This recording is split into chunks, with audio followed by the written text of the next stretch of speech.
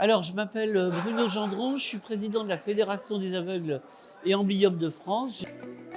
La leçon de ce symposium? On n'emploie pas une personne parce qu'elle est aveugle, on emploie d'abord une personne, comme tout le monde, parce qu'elle est compétente. Les atouts d'un candidat malvoyant? Alors, sur les compétences que les personnes déficientes visuelles ont en plus, il y a effectivement la capacité de mémorisation, puisque au quotidien, lorsque, par exemple, on fait un trajet ou lorsque on organise sa maison, ben, on est bien obligé de se rappeler par cœur où sont les choses. Le trajet, il faut qu'on le connaisse par cœur, et donc c'est quelque chose qu'on a beaucoup valorisé.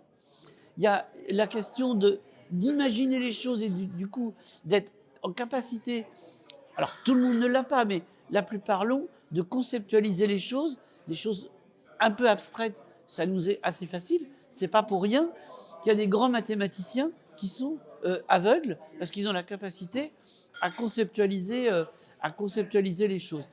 Il y a aussi, et ça une personne voyante peut aussi l'avoir, mais c'est entraîné chez la personne aveugle, la capacité d'écoute.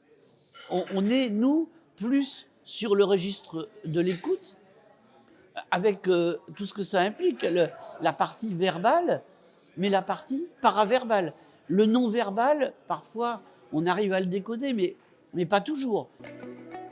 Tous les emplois sont-ils accessibles? Moi, je crois que, en étant un peu dans la provocation, mais pas que, je pense qu'il faut qu'on parte sur l'idée que tout métier est accessible. Tout métier est accessible pourvu qu'il y ait l'environnement adéquat. Alors, on est bien d'accord. Demain, je ne vais pas me proposer comme chauffeur de taxi. Mais la plupart des métiers, en réalité, sont ouverts.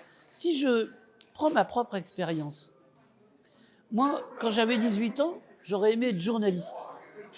Je m'étais dit, c'est un métier qui est fermé pour moi, et je ne l'ai pas fait. Mais aujourd'hui, on a, en France en tout cas, je ne sais pas si c'est le cas en Belgique, on a quelques personnes aveugles qui sont journalistes. Et bien sûr, ce n'est pas forcément des gens qui vont aller sur des lieux un peu sensibles, mais ils vont trouver leur place dans les métiers du journalisme. Un conseil à donner à nos job coachs? Je reprendrai la conclusion qui a été évoquée par l'un des membres de la table ronde, c'est de respecter absolument le projet professionnel de la personne et de l'accompagner sur ce projet.